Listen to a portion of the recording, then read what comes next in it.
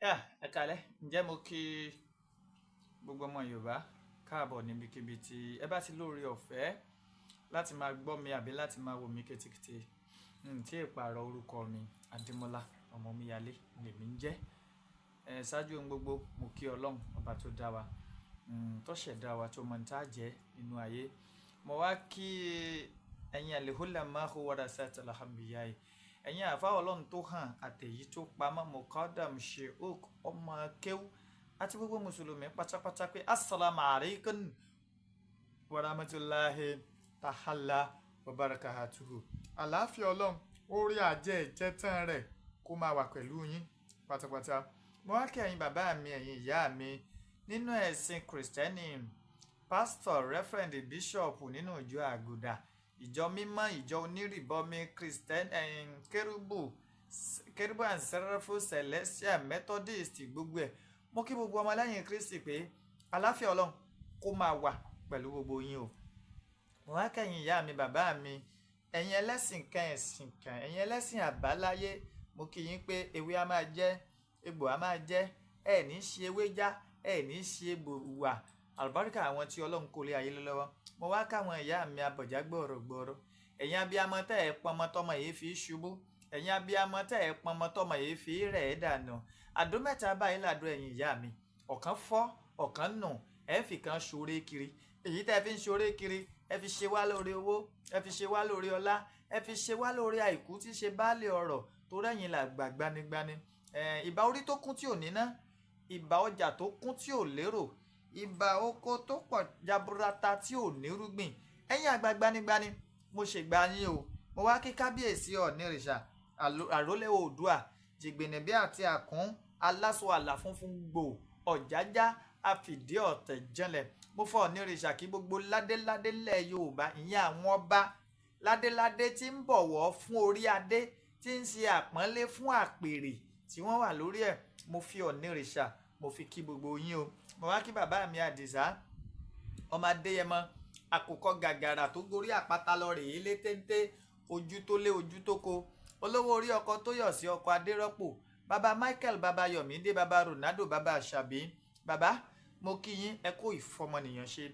Mo wá kí gbogbo ọmọ Yorùbá pátápátá nílé lóko àti lẹ́yìn odi wípé a kú dédé àsìkò yìí, a kú ọdún ìtúnú àwẹ̀ tí ń lọ lọ́wọ́lọ́wọ́ tó jẹ́ ti mùsùlùmí lágbára lọ́wọ́ Ọlọ́run.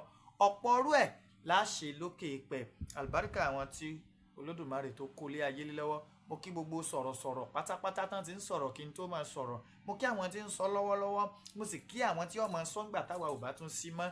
Mo sì bá yín o, ẹ ní sọ̀rọ̀ sọ, àlùbáríkà àwọn tí Ọlọ́run kó lé ayé lọ́wọ́. Kí ni mo wá ṣe? Ẹ rí i pé ọ̀pọ̀ ọgbà ni mo ti sọ wípé kò wù mí láti máa dá ààrẹ Gani Adams lóhùn, àmọ́ gẹ́gẹ́ bá a ti ń pàrọwà tó wípé káwọn ọmọlẹ́yìn ààrẹ Gani Adams kan jogun ó sinmi, wọn àfẹ́ ó sinmi o.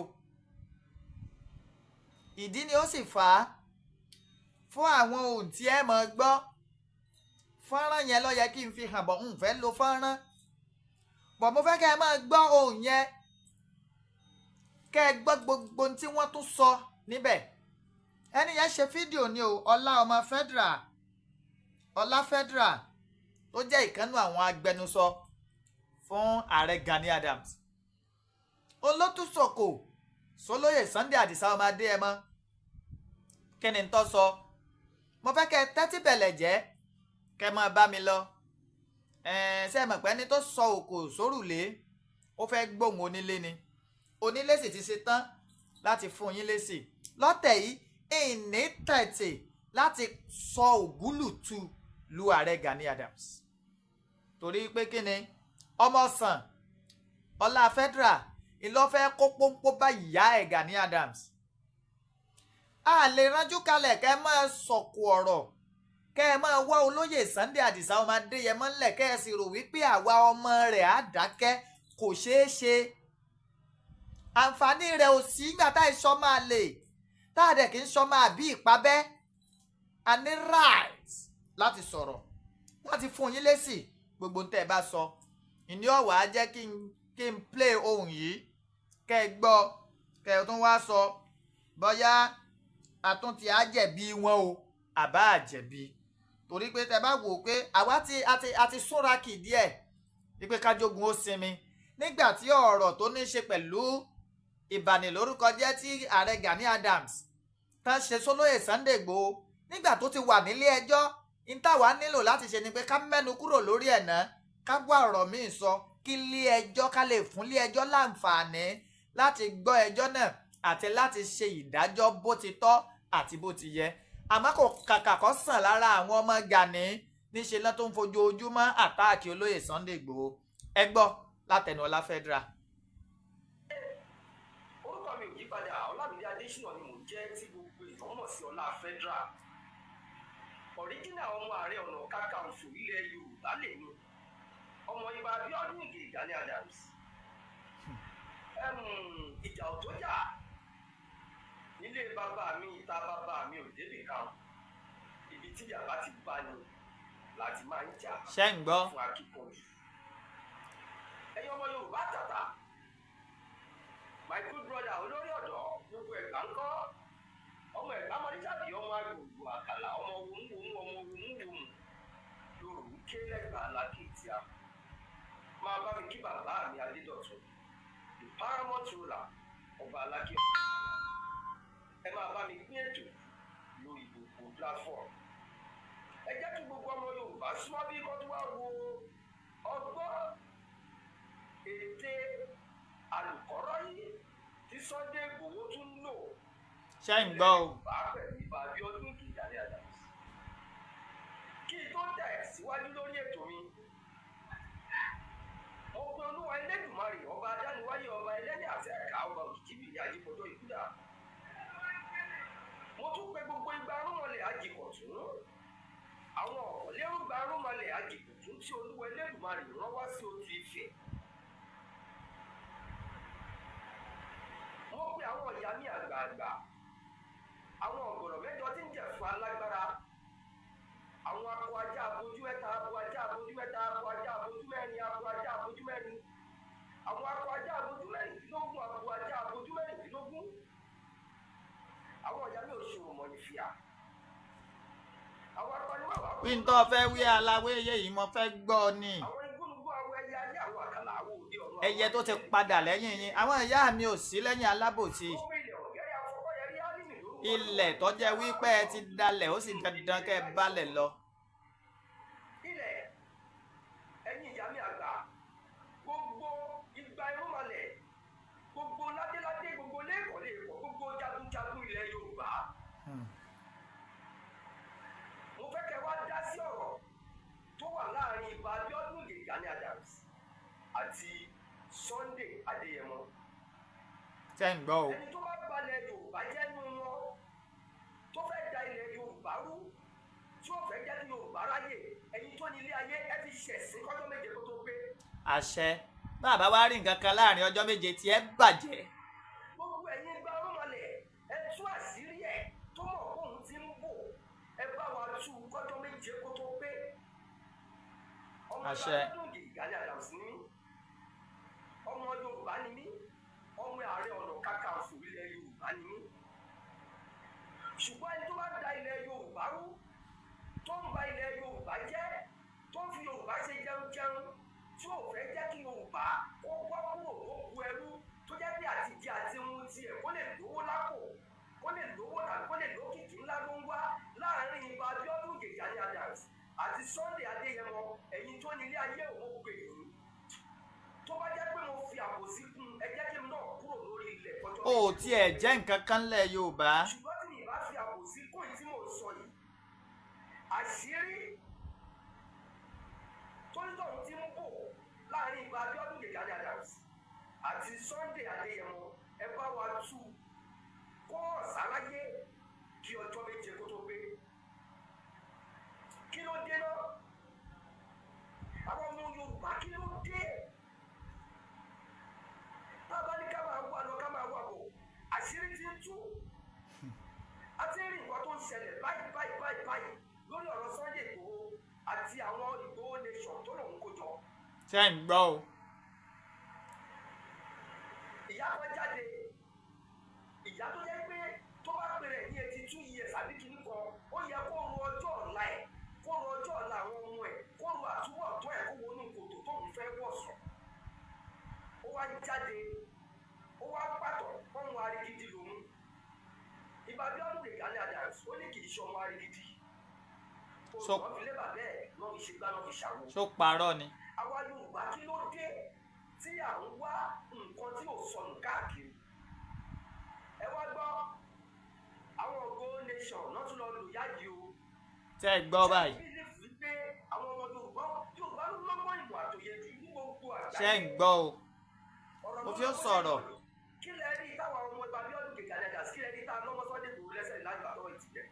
A lè lọ́ọ̀ kọ̀ọ̀kan mọ́ lẹ́sẹ̀ torí nǹkan tá a gbé dání Akígbayì Victor Bọ́lájí Ọlọ́run ló jẹ́ kó rí bẹ́ẹ̀ bàbá Ọlọ́run ló jẹ́ kó rí bẹ́ẹ̀ á dẹ̀ máa rí bẹ́ẹ̀ fún ẹ lọ kò ní bàjẹ́ fún ẹ láíláí. Akígbayì àwọn kan ti ń béèrè proof lọ́wọ́ mi pé à ń parọ́ pé a fún Lady K lówó ọ̀pẹ̀ mi ẹnìkan pè mí lóru àná pé lọ́la pa proof tí OPU fi sanwó fún Lady K nígbà tá a dáwó fún un kó máa wà lọ́wọ́ ní ẹ jẹ́ ká rí proof yẹn. Now ọ̀rọ̀ ni mò ń bá lọ yìí mo kí ìyá mi ọmọ Bàtálá lè rúkọ mi dá lórí ètò wọn lánàá ó dàbí orúkọ yẹn escape mind wọn Ọlá Federal ni mò ń jẹ́ Ọlá Federal Ọlámídé Adéṣínà.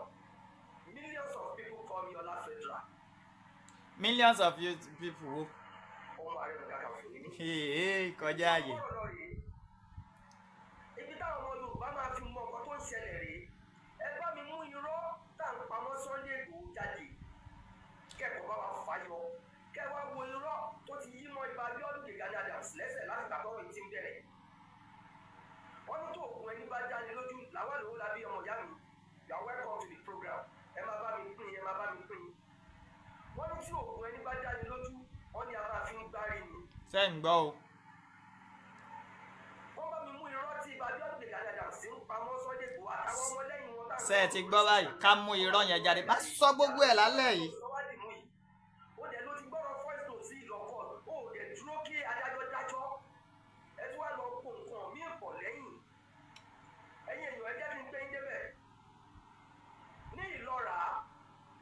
Sunday Igboho ti promise wọn ní lọ́ra kó ń bọ̀.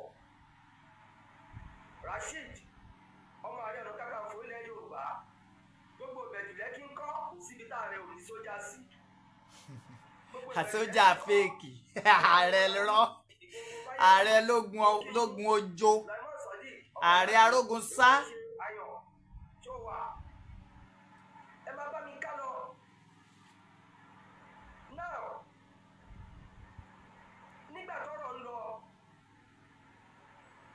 ẹtú tí wàá gbé kọjá dé sìn ìlú Ìlọra ní Sunday ti promise wọn gẹ́gẹ́ bó ṣe máa ń janu. Ṣé ń gbọ́? àwọn múrọ́lẹ̀ lọ bá wa tú ìṣú ẹdẹ ìsàlẹ̀ kòkò Sunday múrọ́lẹ̀ pé òun bọ̀ wá bá wọn fèsì nǹkan tó ń ṣe wọ́n nílùú Ìlọra. Èmi ò mọ̀ bóyá o ti gbowó lọ́wọ́ wọn. Ṣé ń gbọ́? Èmi ò mọ̀ bóyá kò gbowó lọ́wọ́ wọn. Èmi ò mọ̀ bóyá o ti fìyẹn gbowó lọ́wọ́ àwọn diaspora tó wà pẹ̀lú ẹ̀ lọ́rùn. And let's concern about that. Ìlú Ìlọra yẹn ló lóun ń bọ̀ wá bá wọn jagun ó tiẹ̀ sọ́kọ́ kóun ní pẹ́ dé. Ṣé rí mi ní pẹ́ dé tí Sunday Igboho sọ yẹn? Mi ní pẹ́ dé tí Sunday Igboho sọ yẹn òun ló fà á tí wọ́n fi gbé clip tí bàbá 1010 àrólé 1010 àti bàbá Èkìtì tó fi gbé clip kan jáde tó fi lọ sọ pé ẹnìkan ló wọn ọmọ OPC Ìbàdí ọdún Gani Adams bá ó kó àwọn àgbààgbà ẹgbẹ́ tí ó bá wọn ṣe meeting tó bá yẹ pé bẹ́ẹ̀ ni Ìbàdí ọdún Gani Adams bá wọn ṣe meeting àṣírí yẹn á tú láàrin ọjọ́ méje ilé ọ̀gẹ́rẹ́ afọkọ́jẹ́ ní gbogbo ìṣà tí Ìbàdí ọdún Gani Adams ń bọ pátápátá wàá tú àṣírí yẹn. Ó sáde dẹrin wo lẹ́ ń bọ́ tó kọjú olókun. Kí ló kọ bàbá ẹ̀ pẹ̀lú ilé ọ̀pọ̀ tó yẹ pé ibi tó ń lọ ló ń lọ ọdún Olódùmarè festival là ń ṣe lọ́wọ́ yìí. Ọdún Olódùmarè festival àwọn ọ̀dẹ̀.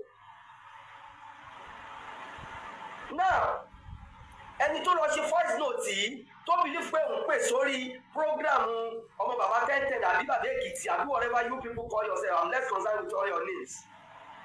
Kí lẹ pera yín lára àwọn ọmọ Igboho nation ni.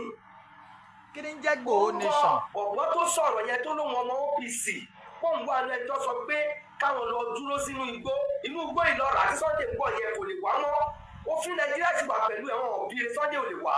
ṣé ń gbọ́. ẹ̀jẹ̀ ń janu ṣe bó lóun lóògùn kó ṣe bá jọba fà á. ìwọ́n tó dé lọ́wọ́ tó dé lẹ́sẹ̀ tó ń cry like a baby. ṣé ń gbọ́ o. ọmọ ọrú tọ́ṣọ̀ tí Nàìjíríà police ti fún Ìbàdàn lè Gani Adams ní sódélé sọ ni.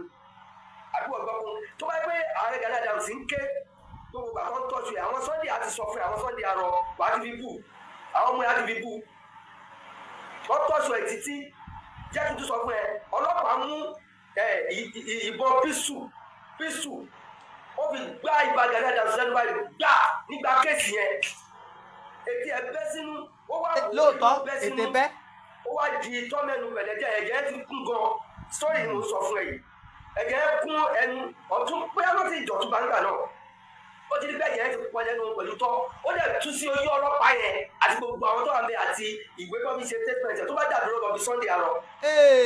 abẹ́ ẹ̀rọ lọ. ó lójú ó bá wọn fà á ṣé wọ́n lè ṣe bẹ́ẹ̀ ìwọ tó sunkún like a baby non-entity you are sended moria. sẹ́yìn gbọ́ ẹ gbádùn èébú Oloye Sunday Igboho. ó gbòkó wọ́n fi ọ̀sọ̀ ọ̀rọ̀ tán ni. ìlọ́ra yẹn ló mọ̀ pé òun ò lè wá mọ́ ní Sunday mọ̀ pé òun ò lè wá mọ́ lọ́wọ́ lọ lo èèyàn kan nínú àwọn Igboho nation pé kó pè wọlé wípé ààrẹ bá àwọn ìlẹ̀yìn ààrẹ mo fi títọ́ bẹ́ẹ̀ lọ́wọ́ bá ṣe tó bá gbé lóòótọ́ láàrẹ ṣe ní tìyẹn kí n fi ayé lẹ̀ kọjọ́ méje kó tó pé gbogbo ẹyin gbárùn malẹ̀ pa ní kọjọ́ méje tó pé nínú tí mo láàrẹ fẹ́ ṣe tí mo lò wà mẹ́ èmi ò fẹ́ dalẹ̀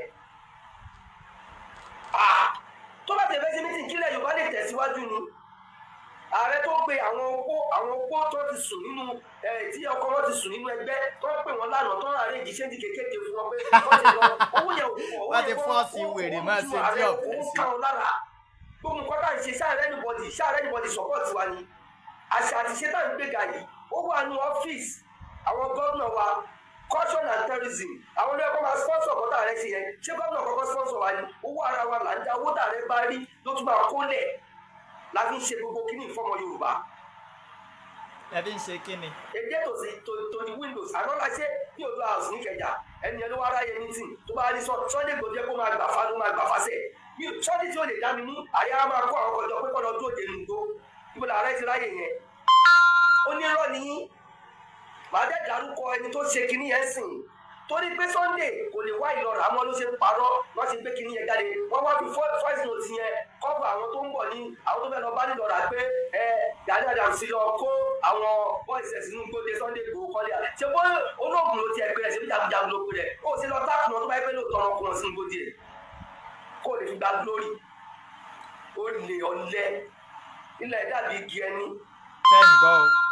now ìyẹn ló jù sílẹ̀ fáwọn èèyàn ẹ wípé o fẹ́ wá mọ́ ìgbà tí ẹni tó sọ̀rọ̀ yẹn má jẹ́ kí n tí kúrò lórí ẹ̀ ẹni tó sọ̀rọ̀ yìí tó gbé voice note yẹn jáde tó ní òun ọmọ OPC ọmọ Igboho nation ni orúkọ tó ń pè ní ọmọ ọlá náà ń pè bọ̀bọ̀ yẹn ẹ lọ kóòtù mìíràn ọmọ ọlá náà ń pè òun ló ṣe voice note yìí jáde lára àwọn ọmọ Igboho nation ni ọmọ ọlá náà ń pè bọ̀bọ̀ yẹn òun ló ṣe voice note yìí jáde ní àwọn ọjà program wọn náà ló ti ṣe jáde ọmọ ọlá náà ń pè ọmọ ọlá lórúkọ ẹ̀ àwọn ọ̀rọ̀ tẹ máa ń pàtọ́ra yín àwọn gbogbo tẹ máa ń pàtọ́ra yín ogun olè jàrí Fúlàní wo ni Sunday Igboho mú rí Fúlàní wo ni mú rí láti bàtẹ́ sí sọ pé ẹ fẹ́ ṣe Yorùbá nation ṣé bí Yorùbá nation lẹ́gbẹ̀ẹ́ ra yín kí ló tún kọ́ àyè pẹ̀lú ìjọba Nàìjíríà ẹ jáde ní kò sí nǹkan tó ń jẹjọba ẹ tún wá gbẹ́jọ́ lọ sí kóòtù nìbàdàn let's go to court ìwọ tó ti gbẹ́jọ́ lọ kóòtù ń lọ kóòtù now ẹ jẹ́ kí n tún wá fún yín ní ìgbẹ́jọ́ lọ kóòtù àṣẹ́rù kóòtù ń bà wọ́n wèrè wọ́n máa kó èébì wọn jẹ mi fẹ́ pẹ́ lórí program ẹ tún máa tó pàdé mi ní Àlímọ̀ṣọ́ general ẹ máa pàdé mi ní Àlímọ̀ṣọ́ Ramadan lecture lẹ́yìn mi ní pẹ́ débẹ̀ so ẹ pàdé mi níbẹ̀ náà Ọlámídé Adésínà ọlá federal mo tún lọ síbẹ̀ báyìí mi ò sí bẹ́ẹ̀ ní nǹkan tó ẹ wò ẹ kéré Sunday ò kéré sí nọ́mbà now let me go to the point o lè wá lọ́ra mọ́ ni ọmọ ọlá nínú àwọn Igboho nation ọmọ ọlá lórúkọ bọ̀bọ̀ yẹn òun ló ṣe voice note yẹn ló fi báàkì program yìí tẹ̀ ń ṣe torí kí Sunday má lè wà mọ́ lára àwọn ọlọ́jà máa ń pa fúláì ní Yorùbá nation yín ẹ ti wá broadcast kìíní yẹn pé Sunday ti dé Nàìjíríà Sunday Igboho ti dé Nàìjíríà Sunday gbogbo yín ẹ ti kọ́kọ́ mo ti ní àwọn ọkọ ní àwọn Yorùbá nation yìí tó ti ń ra ọtí fáwọn èèyàn nínú àwẹ̀ tó ti ń ṣe fàájì gbà ọ̀gá ti padà dé tí wọn ò bí ire kó dé. Aláròyé ló tún wá tú àṣírí ẹ̀ jáde. Ẹ tún wá gbọ́ kan nínú àwọn èèyàn yín nínú àwọn Igboho nation yìí, ẹ gbọ́ bó ṣe yẹ̀yẹ́ yín. Ẹ wá gbọ́ voice note ẹ̀ bó ṣe yẹ̀yẹ́ ẹ̀yin Igboho nation pé ẹ yé máa mú nǹkan tí ó sì ń lẹ̀ mọ́. Ẹ̀yin lẹ́ ń ba nǹkan jẹ́, ẹ̀yin náà lẹ́ ń forúkọ gbé bọ̀bọ̀ yìí lọ síbi tí ó tó. Ẹ̀yin èèyàn, ẹ bá mi kí tó bá sọ̀rọ̀ mi lọ, ẹ bá mi gbọ́ voice bọ̀bọ̀ tó ń pè ní ọmọ ọlá yẹn. Tó ń pè ní Bọ̀bí lórúkọ bọ̀bọ̀ yẹn. Bọ̀bí yẹn ló ń kí fáwọn ọmọ Igboho nation kí ló dé tẹ̀ mú rọ́lẹ̀ báyìí. Irọ́ orúwo lẹ̀ múlẹ̀ báyìí. Ẹ máa gbóhùn Bọ̀bí yẹn sìn. Kí ló dé tẹ̀ mú rọ́lẹ̀ ẹ̀yin Igboho nation. Ẹ máa gbóhùn Bọ̀bí yẹn. Ẹ máa gbóhùn ẹ̀ sìn. Ẹ máa gbóhùn Bọ̀bí yẹn sìn. Bọ̀bí yẹn kí fún àwọn ọmọ Igboho nation pé kí ló dé tẹ̀ mú rọ́lẹ̀ pé bàbá àwọn olóyè Sunday Igboho ti dé sílùú Nàìjíríà. Yàrá ẹ ti ṣe pátí ẹ lọ. Ẹ ti ṣe pátí ẹ lọ pé bàbá yín Sunday Igboho ó ti dé sílùú Nàìjíríà, which means bíire kò lè wọlé. Wọ́n sọ fún fúnra ni mo sì ń gbọ́ tó bá fi lè wọlé sí Nàìjíríà tó bá gba Murtala airport wọlé màá fi ọ́fíìsì rẹ̀ mi ní ṣọ́fíìsì wọn. From now kí Sunday Igboho wálé kó ló fẹ́ wá ṣe ìtùnú àwẹ̀. Ẹni kó wálé kódà a máa sanwó tíkẹ́ẹ̀tì ẹ̀. Mo fọ́ náà bá ṣẹ̀rí. Sunday bá wálé before ìtùnú àwẹ̀ a máa sanwó tíkẹ́ẹ̀tì ẹ̀. Èmi yìí Ọláfẹ́ dra màá dẹ̀ fún ọ́fíìsì rẹ̀ mi ní ṣọ́fíìsì wọn. Guys, I'll be treated to teach you to see. Ọ̀rọ̀ ẹ̀ ni mo fẹ́ fìlè fún yín. As long as I have a phone number, then you need to watch this video. Ọ̀rọ̀ Bọ̀bí. Èèyàn mi iṣẹ́ ti gbọ́ ìròyìn tí Aláròyé. Èèyàn mi iṣẹ́ ti gbọ́ ìròyìn tí Aláròyé tí wọ́n fi síta tí wọ́n fi léde láìpẹ́ yìí kò tí ì ju bí wákàtí mẹ́fà lọ. Ó ń jọ pé bóyá bíi alẹ́ àná náà gbé ìròyìn yẹn jáde wípé Igboho àwọn bá Igboho sọ̀rọ̀ ní olóyè Sunday Igboho pé olóyè Sunday Igboho ṣàlàyé ló fà á tí àwọn fi balóòpè ẹnu àkẹyìn. Bọ̀bí ló sọ̀rọ̀ yẹn o. Wọ́n náà ṣàlàyé tó fà á tí àwọn fi dé ẹ̀sùn lọ́lé ẹjọ́ táwọn ò sì nígbà kí bàgà ní borúkọ àwọn jẹ́. Ṣùgbọ́n nǹkan kan ló ń jáde ń bẹ̀. Wọ́n ní bàbá Sunday Igboho tí ì sí Nàìjíríà o. Gbogbo fọ́nrán tó ń gbé kiri àwa náà ti bọ́ ọ pé abájọ táwọn ọ̀tá ìfi ń lẹ́nu ọjọ́ ìran fún wájú òfin yẹn. Wàhálà ẹ̀ ọdẹ sọ òkèèrè àwọn sanwó fúláìtì ẹ̀. máa sanwó fúláìtì ẹ̀. Àwọn ọ̀tá ìbọn náà ti rí information. Good information ni. Kìíní kan information yóò kò tó alówó. Èyí tẹ̀ ń pín kiri irọ́ kiri. Pín irọ́ kiri ẹ̀sìn ábìlì fún ẹ Sunday tó fún wa Nàìjíríà. Owó wà nínú ìbàjẹ́ o. Ìgbẹ́jà ẹ̀kọ́ lẹ́nu Aláròyé.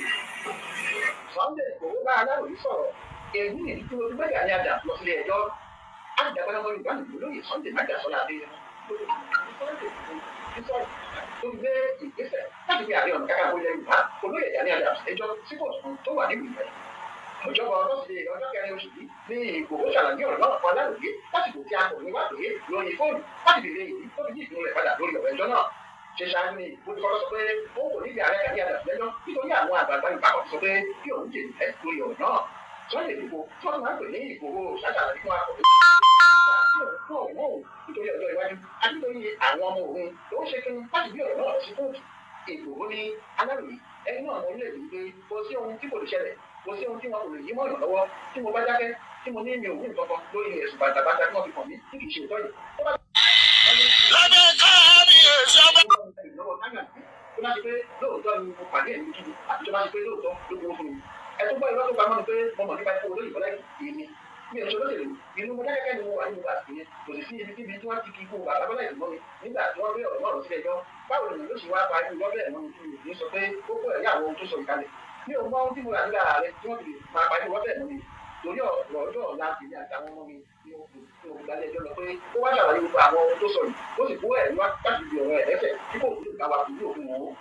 nígbà tí Aláròyé bí èrò ìgbà tí a lè dàgbára ọmọ Yorùbá yìí máa padà wá sí orílẹ̀-èdè Nàìjíríà Ìgbòho ní kì í ṣe pé òun láti wá sílé nígbà tó dé olówó orílẹ̀-èdè Nàìjíríà lò ṣùgbọ́n ìjọba Nàìjíríà ní kò sí ìgbà òun láì láti lọlé kí ni mo fẹ́ máa gbó ṣe lẹ́yìn nígbà tó jẹ́ pé gbogbo iṣẹ́ àfihàn mi Nàìjíríà ló wà kí ṣe ní inú mi láti fi iṣẹ́ mi sílẹ̀ nítorí àgbègbè olóríṣòwò kájèrè ṣùgbọ́n ìjọba kò tí ì fún láṣẹ láti mọ nípa ìlànà nígbà tí alábìkẹ́ ìgbésẹ̀ tó ń gbé láti pé ó padà sí orílẹ̀-èdè bàbá rẹ̀ Ìgbòho ní ó ti lágbára náà lọ́wọ́ òun ìjọba ló ní àṣẹ láti bá ọ̀gá òun láti padà sí Nàìjíríà alábìkẹ́ ìjọba ó ti gbìyànjú láti ní ààrẹ Tinubu àtàwọn alẹ́ lọ́sílẹ̀ òbí Ìgbòho ní ó kò tí ì ṣe bẹ́ẹ̀ ọkùnrin náà ni òun gbà pé máa máa ní ìyànjú láti ṣá nínú àgbàdo tó ṣe fún wa nígbà tá a lè gbé báwo ló ṣe wá ń gbọ́dọ̀ fẹ́ẹ́ láàrin rẹ̀ nígbà tí kò sí iṣẹ́ ọ̀pọ̀ tó ṣe ọkùnrin náà ni àánú Ọlọ́run lòun ń jẹun ṣùgbọ́n pẹ̀lú gbogbo rẹ̀ náà Sunday Igboho lòun kò kábàámọ̀ pé òun jà fún ilẹ̀ Yorùbá òní bí ìjẹgàba àwọn Fúlàní bá tún ṣẹlẹ̀ gbogbo ìrírí tí òun là tó dáṣíwájú òní tí òun lọ́wọ́ tàbí dáhùn jùlọ sí òun lọ́wọ́ láti jà fún Yorùbá tí í ṣe ìmọ̀ òun Jọkẹ́ Àmọ̀ní wọ́n ṣàkójọpọ̀ ènìyàn wọn. ẹ̀yin wa ta bá ń sunkún àwọn oríran o ìròyìn náà lẹ ti gbọ́ lẹ́nu Aláròyé ẹ mọ̀ pé àwa bá wọn ra ìrà tí ò lọ́mọ nù níbi èyí àwa náà ṣe iṣẹ́ àmúrelé wa dáadáa a tó sọ̀rọ̀ Sunday Igboho ti wà Nàìjíríà lórí ayọ̀ kíkún wípé à ń retí bàbá Sunday fídíò yẹn bẹ́ẹ̀ náà làwọn tó súnmọ́ wọn náà àwọn náà wọ́n sọ nǹkan kan wípé wọ́n dì náà wọ́n sọ̀rọ̀ lé lórí fún tọ́pọ̀ ìjìnlẹ̀ pé bàbá Sunday Igboho ti wà Nàìjíríà gẹ́gẹ́ bí ọ̀rọ̀ tí Aláròyé sọ irọ́ ni pé bàbá Sunday Igboho ti wà Nàìjíríà wọn sí Nàìjíríà ó bá ní kò bàjẹ́ wọn wà Nàìjíríà wọn sí Nàìjíríà ìyẹn ò sọ pé kí ẹjọ́ má dúró ìyẹn ò ní kí àwọn ìgbé ẹjọ́ dúró ìyẹn ò ní pé kó má ṣẹjọ́ lọ́ọ̀yà àwọn ń bá ẹjọ́ lọ ṣùgbọ́n tá à ń sọ ni wípé ẹ má jẹ́ ká fi rọ́kùn kínní ìwọ́pẹ́ ẹ̀yìn tẹ́nu pé wọ́n ṣe program lórí ẹ̀ lálẹ́ yìí ẹ̀yin gbọ́dọ̀ lè sọ̀rọ̀ nípa nírọ̀lẹ́ yìí ṣùgbọ́n tẹ̀lé lẹ́nu yé ni pé bàbá Sunday Igboho ti sí ẹni tó sọ̀rọ̀ rẹ̀ o jẹ́ ká mú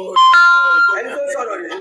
tó nídìí èyí mo ń fi àsìkò yìí bẹ̀ gbogbo apátápátá ẹjọ́ àwọn alájẹ́ ti bàbá Sunday Igboho láti dìbò fún Yorùbá Nation ẹjọ́ ẹ jẹ́ ká mọ làkínní àmì mú ọmọ ìyẹn ò ní kálọ̀rì òdòdó níbi ẹjọ́ ìyẹn ò sọ wípé kí bàbá Sunday Igboho àìsí Nàìjíríà wọn ìyẹn ò sọ wípé kí agbẹjọ́rò wọn kó má máa bá iṣẹ́ lọ sóti náà ẹ fi àwọn ọ̀tá ẹgbẹ́ wọn sọ̀sọ̀kúsọ yóò yanjú inú mi pẹ̀lú pé bàbá wa wọn fi rọ́kùn ó sọ tọ̀rọ̀ gẹ́gẹ́ bí Aláròyé ṣe sọ o torí ẹ̀ ni mo ṣe ń kó ti Aláròyé nítorí pé bẹ́ẹ̀ Yorùbá wádìí nǹkan délẹ̀ ní ìsìn ó mọ̀ wọ́n sọ síta ẹ̀sìn olórí ìkànnì níta wà fún nìyẹn àwa ìmú irọ́ mú nǹkan kan òótọ́ àti òdodo la fi ṣe ìpínlẹ̀ pílátífọ̀mù wa bíi má sì ṣe mọ́ sínú bàbá sì rí láti mẹ́rin láti ṣàṣìṣe lájáde aṣọ bẹ́ẹ̀ èèyàn wa ẹ bá kún fọ́nrán ìkáwé ẹ̀ lè tètè mọ táwọn bá lórí òkè sí wa ẹ̀sìn wò. You shoot yourself for leg. You shoot your leg, man. You shoot your leg, man.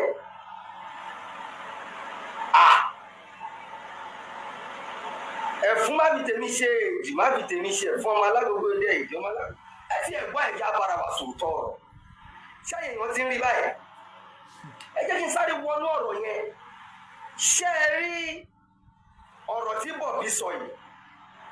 Ẹ̀yin ọmọ Igboho Nation ṣe rí pé kan ṣe yín. Mo ti léèyàn tó ti ná more than 100,000 tó fi ṣe pàtí pé Igboho wà Nàìjíríà ó dẹ̀ fọ́ọ̀mù ẹ̀ fìyàwó ẹ̀ búra. Ọ̀gá àwọn ti wà Nàìjíríà. Tọ́mọ bá fòṣọ̀lẹ̀ tó kú tíyàwó fòṣọ̀lẹ̀ tó kú. Ṣé gbọ́? Now nínú ọ̀rọ̀ tí Bọ̀bí sọ yìí Bọ̀bí sọ̀rọ̀ ilé ẹjọ́ tí ìgbé ibà Abíọ́dún Gani Adams lórí ẹjọ́ o àìtí rí lẹ́tà ìpè ẹ̀pẹ̀jọ́ o lẹ́tà tá a rí ni pé ẹ sọ wípé ibà Abíọ́dún Gani Adams bá Sunday Igboho lórúkọ jẹ́ pé ó sọ fún un ló pa Bọ́lá Ìgè nínú voice note ààrẹ ò sọ bẹ́ẹ̀ ààrẹ ni mo gbọ́ pé òun ló pa Bọ́lá Ìgè unbelievable ààrẹ làwọn ò believe ó wà ní voice yẹn ẹnì ṣó ní kóòtù ẹ níbi láti wà máa pa irọ́ mi mọ́ and ẹ má gbàgbé pé you people shoot yourself for leg bàbá yín ọ̀rẹ́ mi Sunday Igboho ó shoot ara ẹ̀ lẹ́sẹ̀ yẹ ọ̀rẹ́ mi nìyà Sunday Igboho ó ṣùtà rẹ̀ lẹ́sẹ̀ òun fúnra rẹ̀ ti fẹnu ara ẹ̀ sọ ní pé òun lòún pa ọmọ Àràbà Ilé Ifẹ̀ clips yẹn wà lọ́wọ́ mi kò tó àsìkò tí máa pilẹ̀ jáde ni ṣé kò wá ń ṣàpàyàn ẹ bá mi sọ o ṣé kò ń ṣàpàyàn inú kíní ìjọba náà sọ ó ló sọ pé òun ò ṣe olóṣèlú ó ti fẹnu ara ẹ̀ sọ fúnra rẹ̀ pé òun bó lóṣèlú ṣiṣẹ́ kò ó dínà ní ẹ̀. láti ọjà lòun respect ìṣòro òun rówó ní ara ẹ̀ lára àwọn ọmọ Ìbà Abíọ́dún Gani Adams tó pull out torí ìjẹkújẹ ìyá máa respect ọ̀gá wa ní Sunday Arọ iwájú ni mo bá wọn nu ẹgbẹ́ Ọlọ́run iwájú ni mo bá Sunday Arọ nu ẹgbẹ́ wàhálà ṣùgbọ́n wà lọ́wọ́ ìkan ò lè dá mi mú wọn. now Sunday Arọ tó padà jẹ́ ìkan nínú ìwọ ọmọlẹ́yìn Sunday Igboho ó sọ nínú first note ti ẹ̀ náà pé ó ti rán òun lọ sọ́dọ̀ Tinubu time without number ó dẹ̀ kí n ṣe olóṣèlú ó ní ojú rọ́bà bá wa Muideen Ajadi Bello ó ti rán wọn lọ sọ́dọ̀ Tinubu ó ti rán ọba Olúgbọ́n lọ sọ́dọ̀ Tinubu obìnrin gbòhùn òjíṣẹ́ ni ó dẹ̀ sọ f'Aláròyé pé ò kí n ṣe olóṣèlú ó sọ náà kó sọ pé ó fẹ́ ṣiṣẹ́ fún Peter Obi ẹ tún ránṣẹ́ sí Àtìkù náà Sunday Arọ ló sọ wọ́n á jẹ́ Gani Adams tó gbowó lọ́wọ́ Sunday Arọ ló Peter sọ Obi. pé wọ́n Sunday Igboho tó yẹ ò tiẹ̀ kàn mí àmọ́ ní kò wá rẹ̀ ràn ẹnì sọ́lé ẹjọ́ yẹ́bá wá ti ní sọ́lé ẹjọ́ ẹjọ́ yẹn ti fẹ́ kọ́ yín pé ẹ̀yin lẹ fẹ́ mú ìní case ẹ̀ ṣe fọ̀rọ̀ ẹjọ́ yẹn lẹ̀kẹ́ tí má máa dáadáa kú dalẹ̀ kí lè dígé má máa sọ nǹkan tí ò yẹ kó sọ kí dára má máa sọ nǹkan tí ò yẹ kó sọ kí bàbá Èkìtì má máa sọ nǹkan tí ò yẹ kó sọ kí ọmọ bàbá Tẹ́tẹ́ má máa sọ nǹkan tí ò yẹ kó sọ wọ́n tó lè gba fọ́ọ̀mù tó bá gba fọ́ọ̀mù ó máa ju ti láì tẹ́ wà full of violence fọ́ọ̀wọ́ wèrè ní ẹ̀rí bó ṣe rí. ìwọ àṣàrà ìlú ní fọ́ọ̀mù ìwọ. ẹ ti ń sọ̀rọ̀ rèé.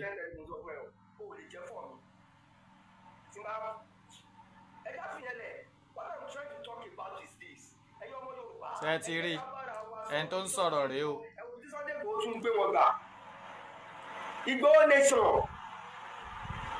ẹ̀yin àti ọmọ ọlá nínú àwọn ọmọ Sunday Igboho nation ọmọ ọlá ni bọ̀bọ̀ tó lọ ṣe voice note yẹn pé ààrẹ pe àwọn sí meeting pé káwọn wá lọ dúró sínú gbòde Sunday ṣé ẹ̀jẹ̀ wú ọ̀rọ̀ yẹn ní bọ́rọ̀ ní rùn mí ìwọ Sunday Igboho tó lè dá mi mú ààrẹ wá pe ọ̀pọ̀ èèyàn sí meeting àti tó bá pẹ́ lóòótọ́ làárẹ̀ mo ń búra kí n fi ayé lẹ́ẹ̀kọ́jọ́ méje tó pé. o gbọ́dọ̀ fàyè yẹn lẹ̀ ó ti di dandan ìràwọ̀ ìdájọ́ lẹ̀ kó sọ̀nà ọ̀ fàyè yẹn lẹ̀. ẹ já bára wa sọ̀rọ̀ nígbà tá a ti ń jàjà fashion gan tí wọ́n ń jàjà ń gbà yẹn pé OPC Gani Adams sófìtì OPC fashion ń jà sẹ́yìn rí ìbọn lọ́wọ́ Ọ̀túnba Gani Adams rí ń gbà yẹn abẹ́ rí kí baba Frederick fashion ń gbé pọ́ọ̀pù dání kó máa yìn kẹ́ẹ̀lé láwọn méjèèjì but orúkọ wọn làwọn ọmọ wọn fi ń dàlúrú ń tàgbà ẹ̀ tá ń jà á dàlúrú tòótọ́ ajá tòótọ́ but ìbádé ó wẹ gbogbo ẹ̀ mọ́ everything ti lọ àfi wẹ̀ mọ́ OPC fashion OPC Adéṣọpẹ́ OPC gbogbo àti ń bára wa ṣe nígboro àti ń wà òkè ṣáwọn tá a ti ń kọ́lé glass láfẹ́ máa gbàdúrà ká máa ṣe dé òkò.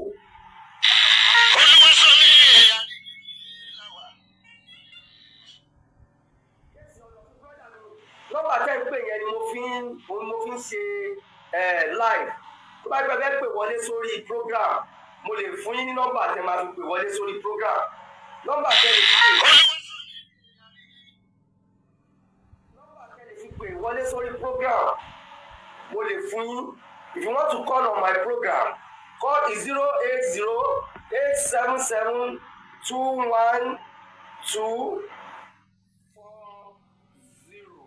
anyway mo kí gbogbo ọmọ Yorùbá lẹ́ẹ̀kan sí i mo ti yọ àwọn kókó tí mo fẹ́ lò torí pé àwọn àgbàbọ̀ wọn ní ó ń bọ̀ àwọn làádẹ́ẹ̀dẹ́ ẹ jẹ́ n kọ́kọ́ ti bí wípé bóyá olóyè Sunday Adisa ọmọ Adéyẹmọ àkùkọ gàgàrà tó gorí àpáta lọ rèé létéńté bóyá ó ti wá lété ń bọ̀ sórílẹ̀-èdè Nàìjíríà àbí kò tí ì lété ń bọ̀ sórílẹ̀-èdè Nàìjíríà ẹ jẹ́ n kọ́kọ́ fi bẹ̀ mú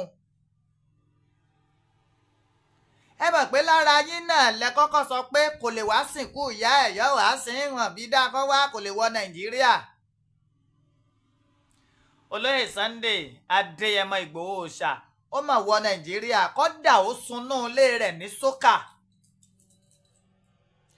ó dúró sí gbàgede lóríta sókà ó ṣe fàájì ńbẹ̀ mọ́tò ló wọ̀ inú mọ́tò ló wà àwọn ọlọ́pàá Nàìjíríà ló ń gáìdì ẹ̀ títí dé ìlú Ìgbòho.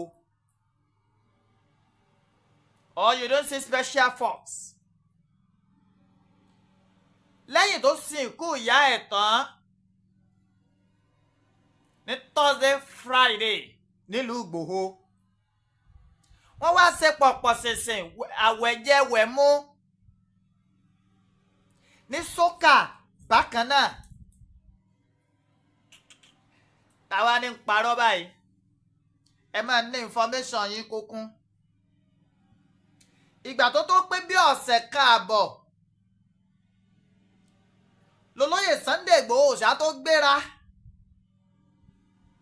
tí wọ́n lọ sí London tí wọ́n yà kí Ọláyọmí Kóìkí lẹ́yìn tí wọ́n kí Ọláyọmí Kóìkí tán ni wọ́n lọ sí Germany sẹ́ni tí ò lè wọ Nàìjíríà nìyẹn.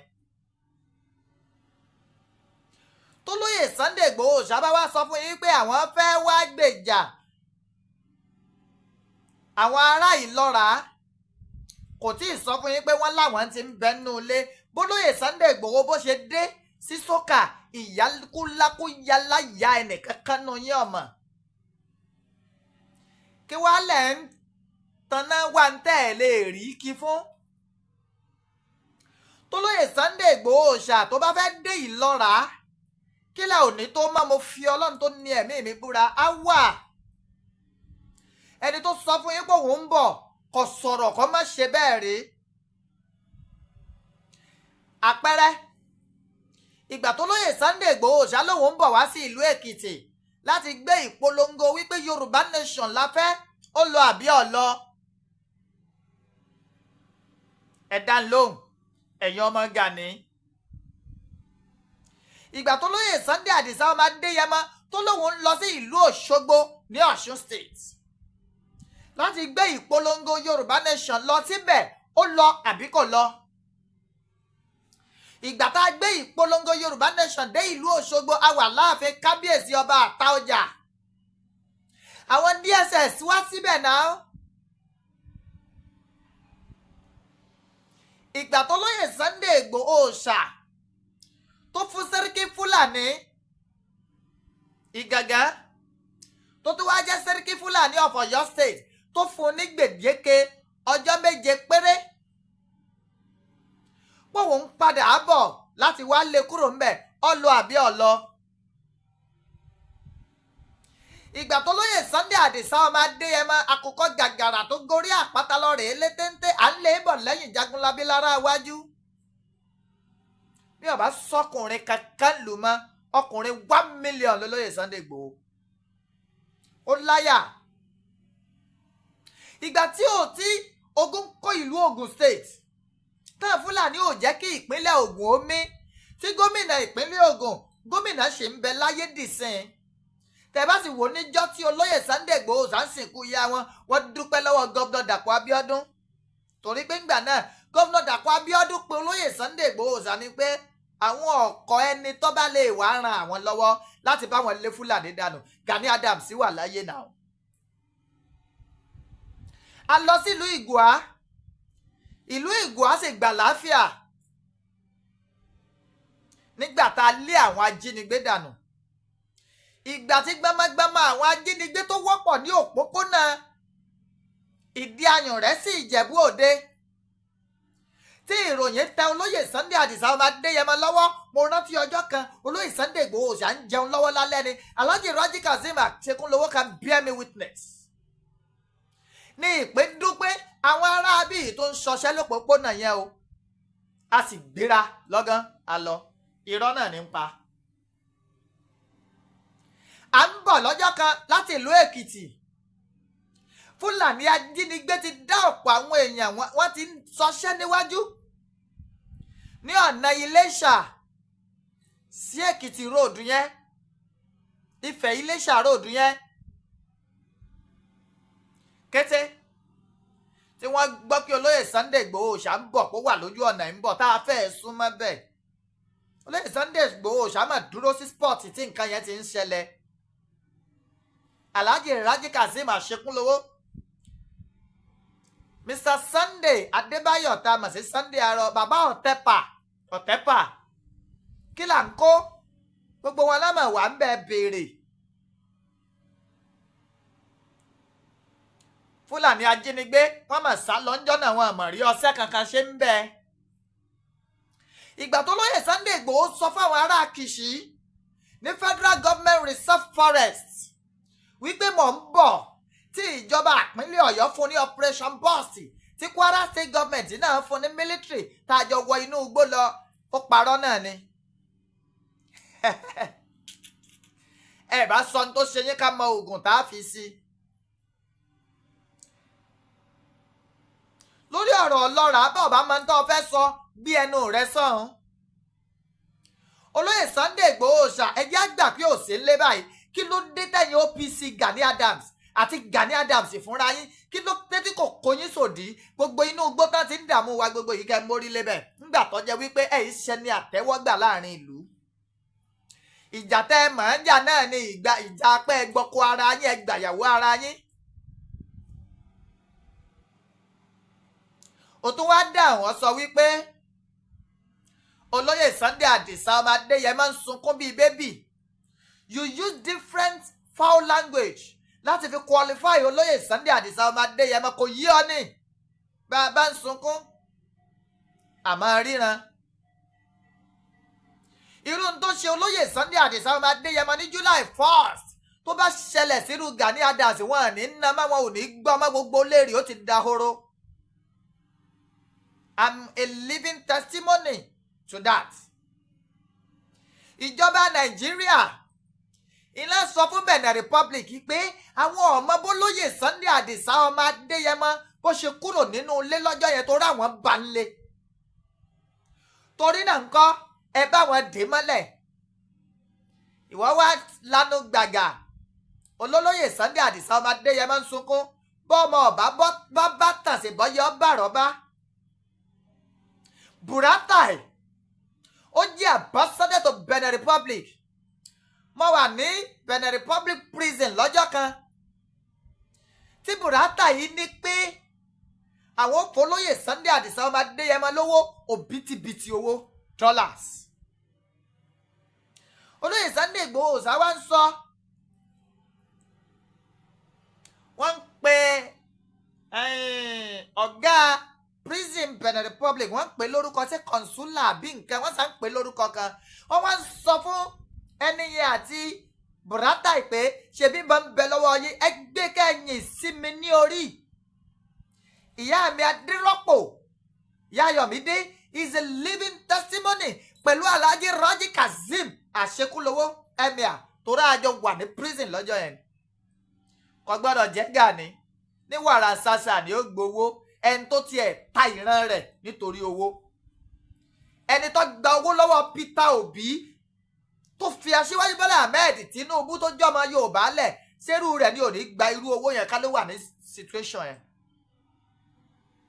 torí wọ́n wá lánà gbàgà olólóyè Sunday Igboho ṣàǹsunkún bíi bébì jọ nítorí Ọlọ́run bá mú àwòrán rẹ̀ wá bá mú fọ́nrán rẹ̀ wá bí tó ti ń sunkún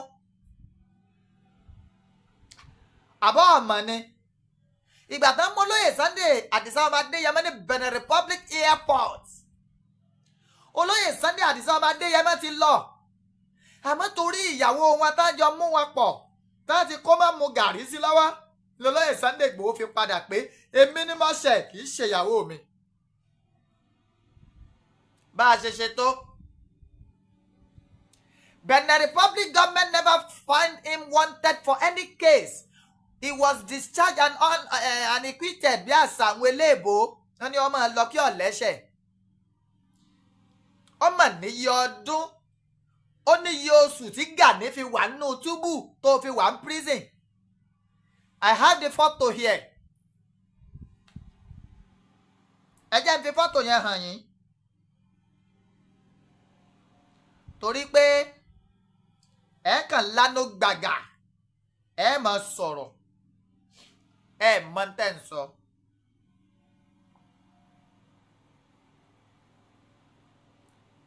àwa ò sọ pé kẹ́ ẹ má ṣàyè yín o àmọ́ èmi ti sọ fún yín lọ́pọ̀ ọgbà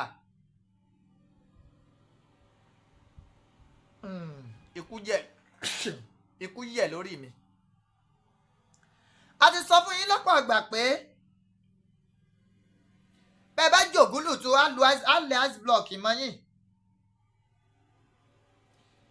Gani tó olótùtọ́ tó lọ́dẹ̀jẹ̀ sẹ́nu wọn wá tún sáwọn ọlọ́pàá lójú. Gani rèé o ń lórí bí ẹran tí ń yàgbẹ́ yín yìí. àbó nǹkan yìí o ti rí Gani Adams. àbó nǹkan yìí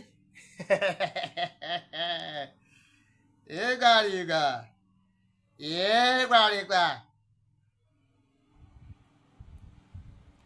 àbí Gani kọ́ yìí tán kó má mu gàrí sí lọ́wọ́ àtẹsẹ̀. ẹ wò bó ṣe rí bí ẹran tí ń yàgbẹ́. torí òye mi o Gani rèé o wo transformation tó padà bá gbèsè ayé rẹ̀. Gani rèé ẹwẹ́nu. ìwọ wá lanu olólóyè Sunday Igboho ṣá ń sun ẹkún. ẹ̀yin ò bá gbàdúrà kí n tó ṣẹlẹ̀ ní July 1st nílé olóyè Sunday Igboho 2021 kó ṣẹlẹ̀ sí yín wo. káwá wò bóyá Gani ó sì rẹ́lífàǹtì bóyá wọn ó sì mọ́mọ́. orí tá a bá fi fọ́gi tá a fi gbági tá a fi gbá ọ̀pẹ̀ torí náà bá fọ́ orí náà ní nǹkan rẹ̀ tó fẹ́ ṣe ni. Ọlọ́run lọ́dún lóyè Sunday Igboho torí nǹkan pàtàkì tó fẹ́ ṣe fúnra Yorùbá ni. kì í ṣàtúrọ̀ tàbí èlùbọ́ tí ń gba owó lọ́wọ́ gbogbo ọmọ Yorùbá káàkiri kò ní yẹ tá ń gbà lọ́wọ́ OPU ni. tí Gani bá sùn sí Ìbàdàn hòtẹ́ẹ̀lì tí a máa ń gbà fún tí yóò tún gbọ́mọ tí wọ́n tún sanwó ọmọ yẹn. oúnjẹ tùráyà ní ń jẹ tùráyà ní Yemẹtu. ṣèbáwọn OPC Ìbàdàn ní í dáwó yẹn tí wọ́n tó ń jẹ gbèsè lórí pẹ́sùn hòtẹ́ẹ̀lì wọ́n ń san about 300,000 have the receipt. àwọn aníbáyé àmọ́ diaspora kan ti dáwó fọlọ́yè Sunday Igboho ẹ̀yàn wá fẹ́ wá excuse láti ṣe gbá kan afọlọ́ha tahakinuna.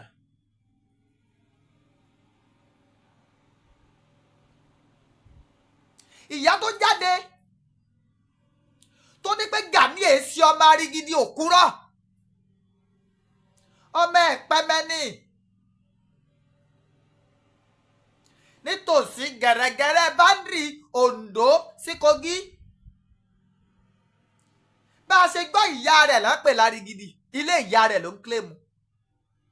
bàbá ní akẹrù inú ẹrú ọ bàjẹ́. tẹ bá fún dùdú wa láfojú yóò sọ tí ọ̀yẹ́ kọ́ sọ. adẹ̀wà ń bọ̀wọ̀ fáwọn àgbà wa tó ń fà wàhálẹ̀ kí a máa sọ̀rọ̀. I have done some records. tí n bá nà ń lẹ̀ ń bẹ́ ẹ wà ní bọ́yá ọ̀pọ̀ nu yín ọ̀bẹ sínú lagoon ni. bó nílẹ̀ fi bá kọ̀ tó lóun òfin gbá mi tó ti fílẹ̀ ò ní parun mo sọ fún yín mo ti máa ń sọ gbogbo ìgbà. pẹ̀lú gbogbo ìfarasìn ìfọkànsìn tó lóyè Sunday Igboho ó ti fara rẹ̀ jè fúnlẹ̀ Yorùbá tó bá jáwọ́ pé òun ò ṣe nǹkan kan máa ó tó bẹ́ẹ̀ ó jù bẹ́ẹ̀ lọ ìtàn ò ní gbàgbé rẹ̀ láíláí.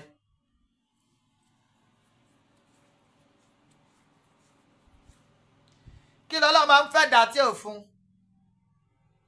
ọlọ́mọ oníyàwó sí Germany ọlọ́mọ oníyàwó sí Amẹ́ríkà kí wọ́n lẹ̀ ń bá ká inú ọgbà rẹ̀ bí àlùjànnà ni ilé àwòdàmì ẹnu lọ́lọ́ ń kọ́ fún lóyè Sunday Igboho.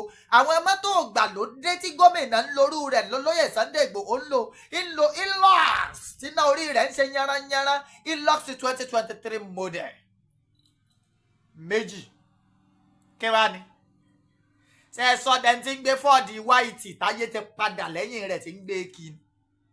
ṣèbẹ́yìn ọmọ ẹgbẹ́lẹ̀ tí ìrówó dá láti ra mọ́tò fún Gani ní òjì ó ti pààrọ̀ mọ́tò díẹ̀. ẹ sì lọ rèé sagbéjẹ́ mọ́wọ́ kẹ́ ẹ má bàa kò bínú Ọlọ́run.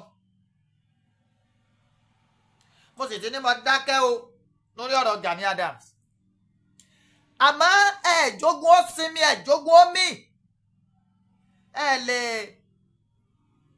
òpònú ọmọ àlè ni wọ́n máa bú bàbá rẹ̀ tí ó fọ́ lẹ́ràn ẹ lè máa sọ̀kò sórí àpèrè olóyè Sunday Adisa ọmọ Adéyẹmọ kẹ́ ẹ sì rotí kẹ́ ẹ ronú pé kí n dákẹ́ kò ṣeé ṣe it's impossible.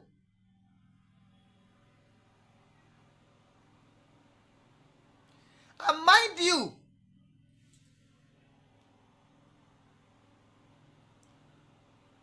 oní pé ìwé kóòtù tẹ́ ẹ gbà oní ẹsẹ̀ ìwé kéèsì oní pé ìwé pé defamation lásán ni pé wọ́n lábàyàn lórúkọ jẹ́ kinní kan àwo kan wẹ́ẹ́ sọ mọ̀ pé Ọ̀yọ́ State High Court kì í ṣe kóòtù àbí ilé oúnjẹ ni sílé oúnjẹ ni Ọ̀yọ́ State High Court Federal High Court Abuja iná èsè kóòtù sílé oúnjẹ ni mò ń béèrè ní o ọmọ Gani ọba sì dákun kọ dání lóhùn. ìwéré ọ̀sá ti rí red biro ń bẹ̀ belief ó ti sáàfù yín náà kí wàá lọ sọ béèrè lọ́wọ́ ọ̀gá rẹ béèrè lọ́wọ́ lọ́ọ̀yà ọ̀gá yín béèrè lọ́wọ́ ẹ̀ kó tó bọ́ta kó tó máa sọ tí ó yẹ kó sọ. Ọ̀yọ́ State High Court Ring Road Ìbàdàn náà ti tọwọ́ bọ̀wé yìí ṣó ti rí orí signature April 3rd ní Ọ̀yọ́ State High Court lọ́gbàwé yìí. ẹjọ́ tí ọba sí ń kóòtù wọn yìí fáìlẹ̀ ó ní file number OYOJMB 60593/07748-3 Ọ̀yọ́ State High Court suit number 1I/406/2024 kí ló ń bá ká. ìgbẹ́jọ́ ti bẹ̀rẹ̀ àwọn àti àwọn ọ̀bá yìí sọ̀rọ̀ defamation of character and character assassination tẹ́ ẹ ti kọ́ọ̀sì olóyè Sunday Igboho mọ́ àti dákẹ́ lórí ẹ̀ tó à ń retí ìdájọ́ ilé ẹjọ́ àmọ́ ẹ ti fa wèrè lọ́yàn. bí àṣà ọba Solomoni yóò ní àràlá pàì sànpọ̀nà láyọjú yín dànù. kí ló tún sọ tí mo fẹ́ àtẹ́ǹdì sí onípe voice note onípe bóyá ìtorí polóyè Sunday Igboho ó ti bóyá ó ti gbowó kò wá fẹ́ wá kò fẹ́ sọ fún wọn pé kí ní ká bà. ìgbà tí mo play voice note yẹn mo sọ̀rọ̀ kan mo ní tó bá ṣe pé lóòótọ́ ìpàdé yìí wáyé mo lọ́yẹ ká rọ ààrẹ Gani Adams lóyè ni èmi ń parọ́ ọmọ èèyàn o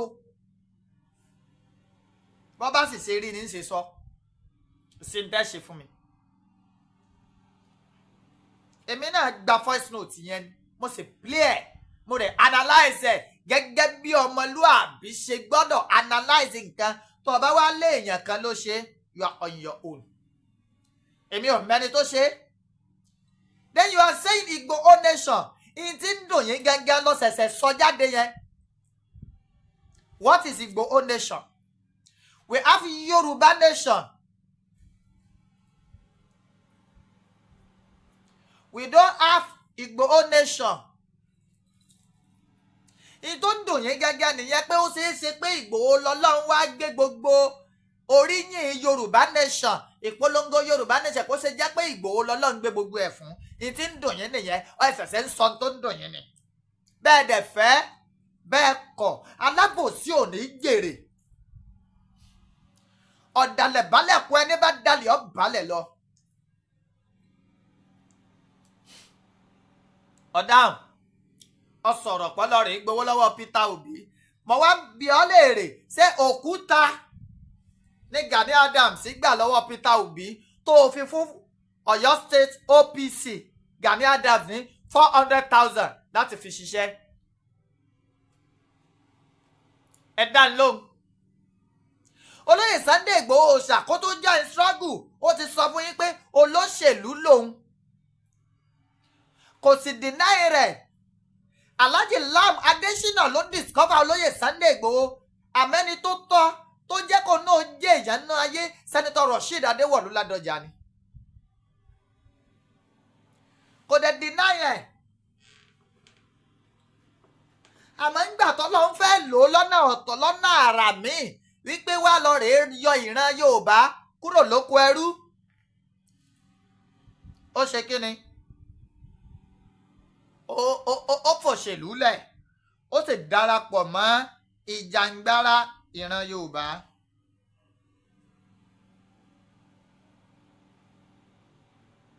ẹ wá dá lóhùn èwo wá ló fa wàhálà o èwo ló fa fìtínà tẹ́ fẹ́ para yín lé lórí kí ni ìṣòro bá yín sí lórí ọ̀rọ̀ ọmọ Adéyẹmọ ẹ lọ rèé sagbéjámọ́wọ́ kí ẹ má bàa kò bínú Ọlọ́run you give it to us we will give it to you back.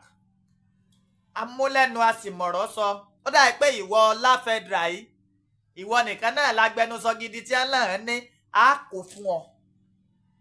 Ọ̀rọ̀ bàbá Èkìtì yèyé dára àròlé bàbá tẹ́ntẹ́n tó ń rán mẹ́nu kí ló dé wọ́n sọ̀rọ̀ tiwọn ni ìwọ náà sọ tiẹ̀. Ara àjà lẹ́yìn wa bí wọ́n bá di eyín mọ́ ara àjà ni.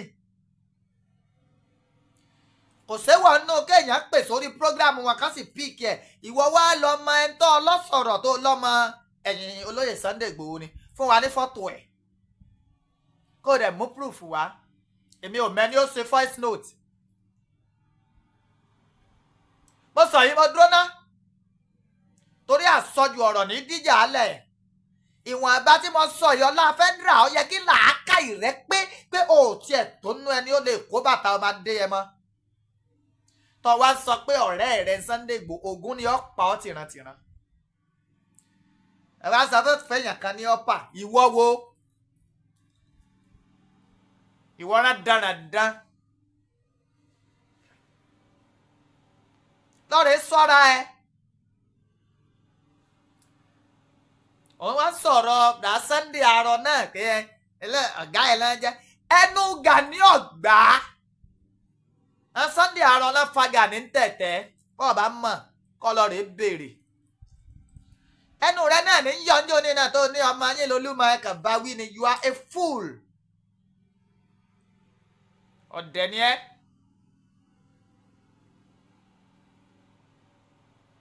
ọ̀dẹ̀ gidi ò ní ẹ́ mọ́ ń lọ Àdìsán ọmọ Adéyẹmọ máa wò wọ́n ràn ọ́ ṣẹ́gun ọ̀tá ọ̀rẹ́ yín òdì àlùbáríkà àwọn tó lọ kórè ayé lọ́wọ́ májàsọ́lá ọmọ Adéyẹmọ akùkọ gàgàrà tó gorí àpáta lọ rè létéńté lọ ní lọ́kàn wípé bọ́tà pógó bá pọ́gbọ̀n ahéré báyìí ní rẹ́yìn olóko ìsáàsùn ní rẹ́yìn ọbẹ̀ ìwọ ló rẹ́yìn wọn.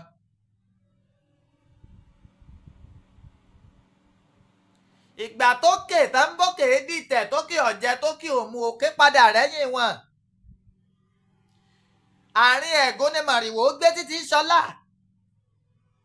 gbogbo bọ́tà rẹ̀ ṣe lè pọ̀ tó Àdìsán ọmọ Adéyẹmọ ọmọ yíyọ ni yọyọyọ báyìí lọ́wọ́ ọjọ́rí lọ. àkú ọdún o ẹ̀mí ó ṣe púpọ̀ ẹ̀ ojú ọmọ rọdún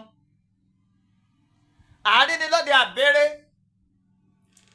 àárín ni lóde àbèrè àárín ni lóde àbèrè pé ta ní tiẹ̀ tí ń wí kótókòtó látàárọ̀ èmi lọ́mọ Adémọ́lá ọmọ omíyalé mọ̀ ń jẹ́ èmi lọ́mọ Ìbàdàn ní Olúyọ̀lé ìlú Ògúnmọ́lá olódògbò kẹrin lójú ogun ọbọ̀ Sókótó kẹmbẹ̀rẹ̀ bí ìjà èmi lọ́mọ gbọ́ kẹ́kẹ́ ogun mọ́sàn-án ọmọ gbọ́ yàyàmọ́yà gbogbo ẹ̀yin ìyá mi bàbá mi ní diaspora wọn ní fòkú yín ránṣẹ́ sílé gbogbo ẹgbẹ́ tó wà pátápátá fún Yorùbá tó ń jà fómìnira Yorùbá lágbára lọ́wọ́ Ọlọ́run ọlọ́run ò ní fìbínú tú yín ká àlùbáríkà àwọn tọ́lọ̀ ń kólé ayé lé lọ́wọ́ wòlíì kan sọ̀rọ̀ wípé àwọn ọba papò dà I'm still coming to discuss that tólúbàdàn bá kú at the age of 103 wọ́n sàn kù àgbàlódé ọdún ìjọ olúbàdàn lẹ̀ ìbàdàn sókè yẹn lẹ́sẹ̀ ló ń ríran ẹlẹ́sìn rìn kan ìran fake lórí kóbẹ̀ ọmọ bala wa ńlẹ̀ ìbàdàn á sọ̀rọ̀ oyè jíjẹ ńlẹ̀ ìbàdàn fún ọ kò sí ní tí ó sọ lóyè àgbà ńlẹ̀ ìbàdàn kankan ẹni ọjọ́ bá ti tó fún yọ lọ ni kì í ṣe pé bọ́yá ìbínú kankan ló dé ẹ kó mbẹ ẹ kó dídò rí ọmọdé ni ìran tẹ́ẹ̀rí tẹ́ẹ̀mọ̀ parọ́ fúnra yín bẹ́ẹ̀ ni pásítọ̀ kan náà jáde ẹjẹ́ kan ẹ̀mí sọ fún àgbà Yorùbá dé ṣàǹjọ́ kejì ẹ dákun nítorí Ọlọ́run ṣé Ọlọ́run tó sọ fún yín sọ pound dání tí Ifá fi yàtọ̀ nu Ifá ẹlẹ́rìí ìpín àtórí ẹni tí ò sunwọ̀n ṣe ẹgbẹ́ Ifá janlẹ̀ ntí Ifá sọ ni Ifá sọ àfi babaláwo èké ni ó pa òun Ifá dà ẹwọ ẹjẹ máa lọ jàre kí inú ó tó máa bí mi inú èèpẹ̀ bí mi mo kí gbogbo yín o àkọọdọ ìyá mi Adérọ́pò torí pé ẹ jẹ́ mùsùlùmí mo kí yín bá mi Àdìsá náà gbààwẹ̀ lóye Sunday Igboho gbààwẹ̀ kì í mísì àwẹ̀ Ramadan yes ntẹ́ ẹ fi sùn wájú Ọlọ́run ó jì orí bẹ́ẹ̀ ẹ̀yin ọmọ Gani ẹ bínú kú ni inú abímọkú kan kì í dùn ìbànújẹ́ ọmọ jẹ́ ti yín ni lórí ọ̀rọ̀ olóyè Sunday Igboho àmọ́ tẹ́ ẹ bá jáwọ́ lórí ọ̀rọ̀ ọ̀bàjẹ́ olóyè Sunday Igboho èmi kò sí ń tọ́ka pẹ̀lú mi èso lódì Gani Adams Ààrẹ Ọ̀nà Kakanfò ni wọ́n mi èso olódì wọn èmi náà ti dipò kan rì múlẹ̀ Yorùbá láàrin àwọn ọ̀dọ́ Yorùbá mo dẹ̀ ṣe dáadáa mo ṣe dáadáa yes I did well èmi náà fowó mi ṣe ìrónilágbára fún àwọn Yorùbá láì ṣe pé èèyàn kankan dáwó fún mi yes thank you God bless you all.